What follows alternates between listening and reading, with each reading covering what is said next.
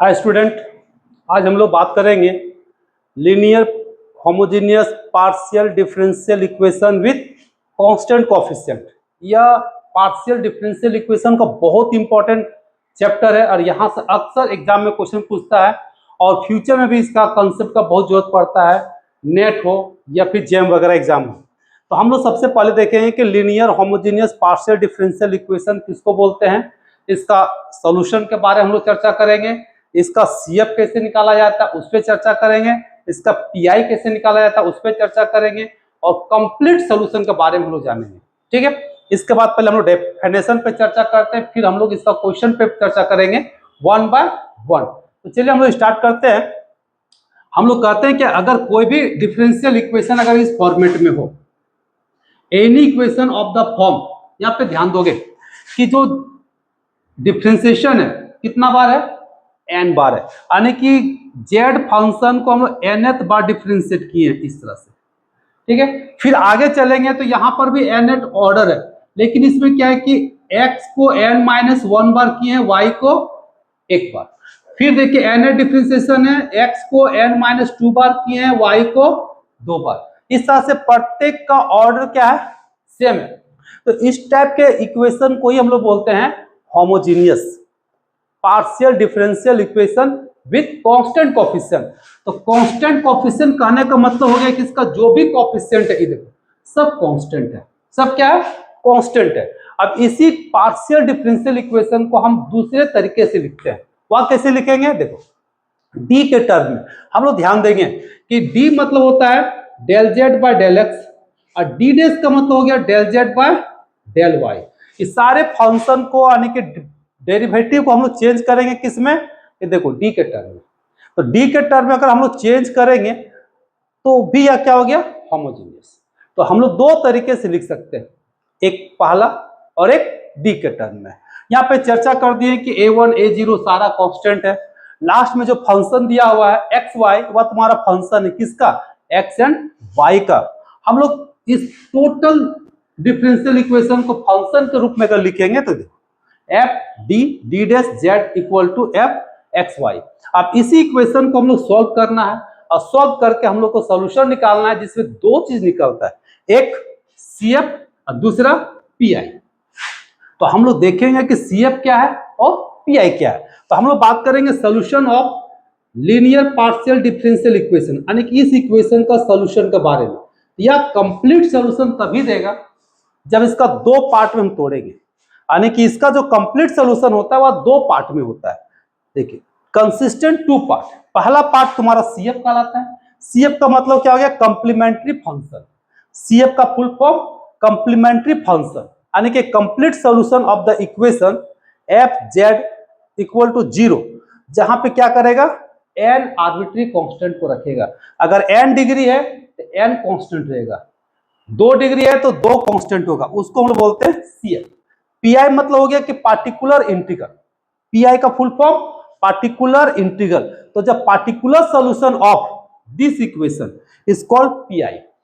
तो हम लोग यहां से क्या डिस्कस निकला कि किसी भी होमोजेनियस पार्शियल डिफरेंशियल इक्वेशन का जो सॉल्यूशन होगा, यानी कि कंप्लीट सॉल्यूशन होगा, कंप्लीट सॉल्यूशन होगा, वह तुम्हारा दो टर्म में टूटेगा, सीएफ प्लस पीआई।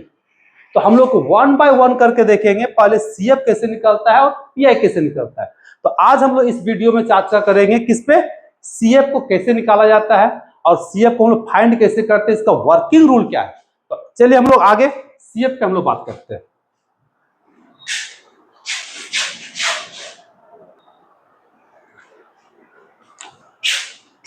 चलिए हम लोग यहाँ पे बात करते हैं रूल ऑफ फाइंडिंग सीएफ। देखिए पार्शियल डिफरेंशियल इक्वेशन दिया है, ये कितना ऑर्डर है, 2 ऑर्डर है। और हम लोग को बीएससी सेमेस्टर 4 में 2 ऑर्डर का पार्शियल डिफरेंशियल इक्वेशन ही पढ़ना है। तो उसको सॉल्व कैसे करते हैं, उसका वर्किंग रूल हम लोग देखेंगे कि सीएफ कैसे निकालते हैं।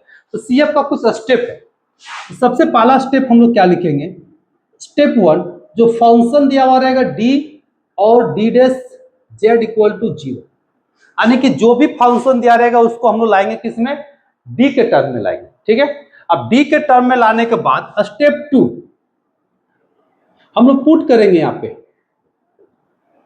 पुटिंग डी का value m and D dash का वैल्यू 1, किस में, तो इन 1 में। तो जैसे हम लोग डी डैश और डी का वैल्यू पुट करेंगे किस में, 1 में, तो स्टेप 3 मेरा क्या बनेगा, m के टर्म में मेरा इक्वेशन बनेगा। क्या बनेगा, m के टर्म में इक्वेशन बनेगा। अब यहां से क्या करना है, इक्वेशन इसको हम लोग 2 मानेंगे, यहां सॉल्व करेंगे तो m का वैल्यू मेरा 2 देगा। 2 के टर्म में क्या देगा, रियल देगा, इक्वल रूट्स देगा या फिर अनइक्वल रूट्स देगा। तो चलिए हम लोग बात करते हैं कि रूट्स क्या क्या देगा, कब कब देगा, ठीक है। तो हियर 2 केसेस विल एराइज, यहां पे 2 केस क्या करेगा, एराइज करेगा। पहला case, when roots are equal, unequal करते पहले, roots are real and different. जब रूट्स क्या होगा, रियल होगा और डिफरेंट होगा, तो इसका सीएफ कैसे हो जाएगा। डिफरेंट करने का मतलब अगर मान लेते हैं कि m1 और m2, तो सीएफ इक्वल टू होता है f1 y plus m1x plus f2 y plus m2x। Second case में हम लोग बात करेंगे, व्हेन रूट्स आर रिपीटेड, जब रूट्स क्या होगा, रिपीट होगा, कहने का मतलब जैसे m m m समथिंग, तो इसका सीएफ कैसे निकलेगा, CF equal to f1 y plus mx plus यहाँ x लिखना है, ध्यान दें यहाँ पे x होगा, इसमें देखो इसके आगे कुछ नहीं था, यहाँ पे क्या होगा, x होगा, y प्लस mx, फिर आगे बढ़ेंगे एक्स स्क्वायर, पावर बढ़ते चला जाएगा, ठीक है। यहाँ पे कितना हो जाएगा, 3y प्लस mx, फिर अगर 3 निकला, अगर 4 रूट्स होता तो फिर x का पावर 3, फिर x का पावर 4, इस तरह से हम लोग क्या करेंगे, आगे बढ़ते चले जाएंगे। तो यहाँ पे क्या करेंगे, इसको सॉल्व करने से m का वैल्यू पॉसिबल है कि इक्वल रूट्स हो सकता है या अनइक्वल। अगर इक्वल होगा तो इस पे हम लोग काम करेंगे, अनइक्वल होगा तो फर्स्ट वाला पे काम करेंगे। तो हम लोग कुछ एग्जाम्पल लेते हैं और उसका क्वेश्चन सॉल्व करते हैं कि इसको बनाते कैसे। जैसे देखो क्वेश्चन रहेगा तुम्हारा, solve 2r plus 5s plus 2t equal to 0। अब यहाँ पे एक सवाल हो गया कि आर एस टी है क्या, यह भी पार्शियल डेरिवेटिव है, ठीक है। जहां पे हम लोग को मालूम है कि आर का वैल्यू डी स्क्वायर होता है, यानी कि del square z by del x square, T का वैल्यू सॉरी एस का वैल्यू होता है डी डी डैश, यानी कि del square z by del x del y, और टी का वैल्यू होता है डी डैश का स्क्वायर, यानी कि del square z by del y square. अगर आर एस टी में हो या जेड के टर्म में हो, फाइनली क्या करेंगे, डी के टर्म में लिखेंगे। इसका जब सॉल्यूशन लिखेंगे तो आर का वैल्यू कितना लिखेंगे, डी स्क्वायर, तो 2d स्क्वायर, एस का वैल्यू कितना लिखेंगे 5 डी डी डैश, और टी का वैल्यू कितना लिखेंगे डी डैश का स्क्वायर इक्वल टू 0, ठीक है। यहाँ पे जेड होगा, थोड़ा सा कॉमन आ जाएगा तो कितना हो जाएगा जेड, ठीक है। क्योंकि डी जो ऑपरेटर होता है, ध्यान देना, डी जो ऑपरेटर होता है वह डेल बाय डेल एक्स होता है, और डी डैश जो होता है वह डेल बाय डेल वाई होता है, ठीक है। इसलिए जेड क्या होता है यहाँ पे कॉमन हो जाएगा, ठीक है। जेड क्या हो जाएगा आपका कॉमन हो जाएगा, डी का value del z by del x, और डी डैश का वैल्यू होता है डेल बाय डेल वाई। अब इसको हम लोग सॉल्व करेंगे तो प्रोसेस में हम लोग क्या देखेंगे, पुट करेंगे यहाँ पे, putting D equal to M और डी डैश इक्वल टू 1, तो देयरफॉर कितना बनेगा इक्वेशन, देखो 2m square 5m plus 2 equal to 0। चल इसको पूरे को सॉल्व करते हैं, तो सॉल्व कैसे होगा, 2m square 4m plus m plus 2 बराबर 0।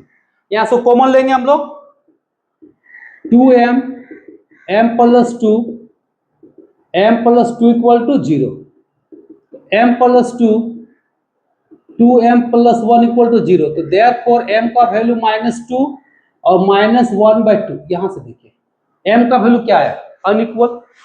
कितना दिया, 2 वैल्यू दिया, तो इसका CF कैसे निकलेगा? CF equal to F1 y minus 2x plus F2 y minus 1/2x, ये निकल गया मेरा CF।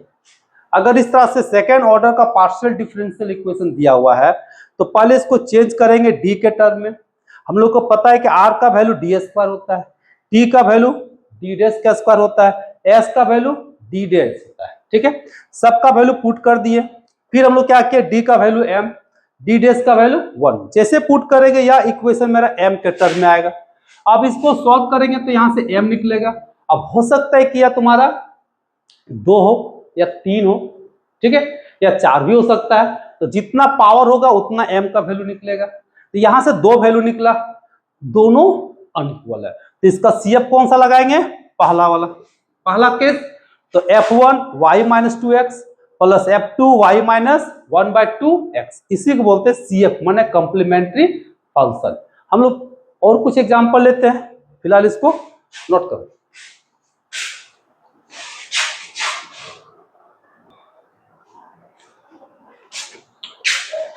देखिए उसी के एग्जांपल कुछ और लिए हैं, 1 नंबर 2 नंबर। तो पहला नंबर में क्या है, 25r 40s 16t equal to 0।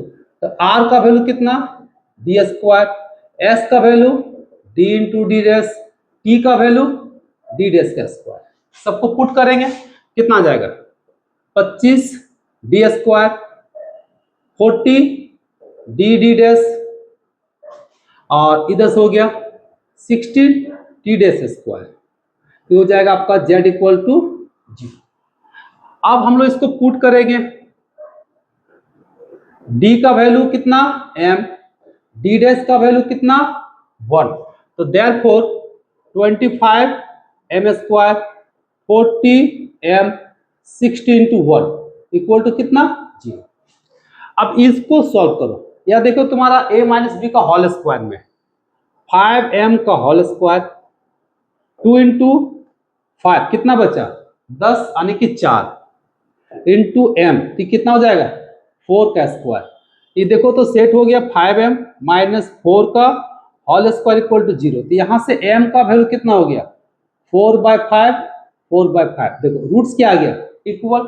हम क्या बताए थे, दो केस होगा, जब इक्वल रूट्स होगा तो CF कितना निकलेगा, F1 y minus 4/5x plus यहाँ पे क्या लिखना है x, ये हो गया तुम्हारा F2 y माइनस 4/5x। अगर फ्रैक्शन में चेंज करना चाहते हो तो चेंज कर सकते हो, तो फंक्शन क्या हो जाएगा, चेंज हो जाएगा। इसको 5 मान लिए तो 5y माइनस 4x, ये फंक्शन चेंज हो जाएगा, साइन मान लिए 5y माइनस 4x, ये निकल गया आपका CF।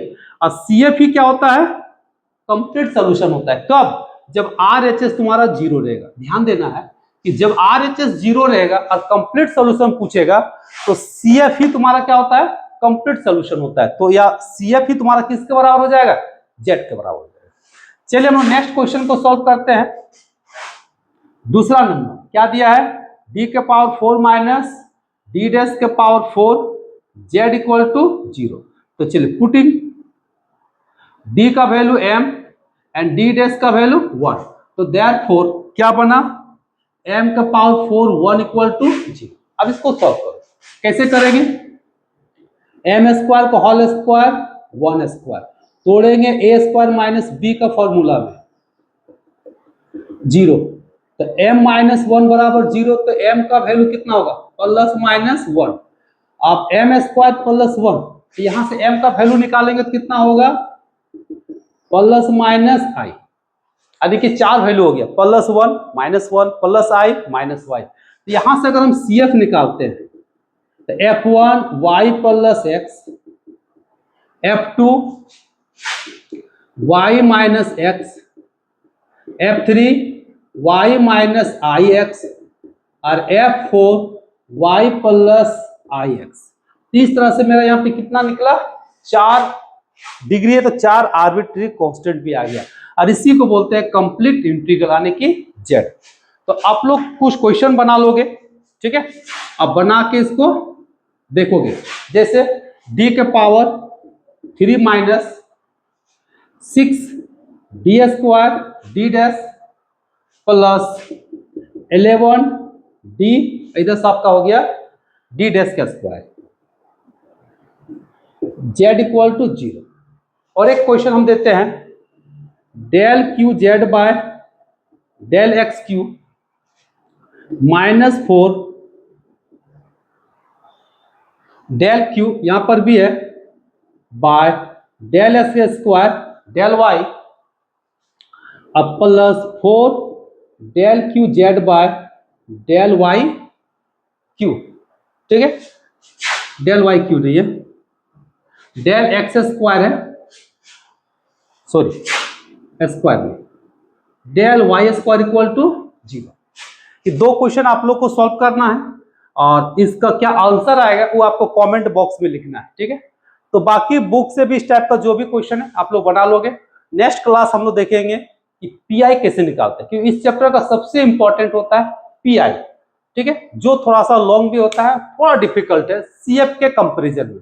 चैप्टर पूरा आसान है, लेकिन सीएफ के कंपेरिजन में पीआई थोड़ा सा टफ है। चलिए हम उस पर बात करेंगे नेक्स्ट क्लास में, ठीक है।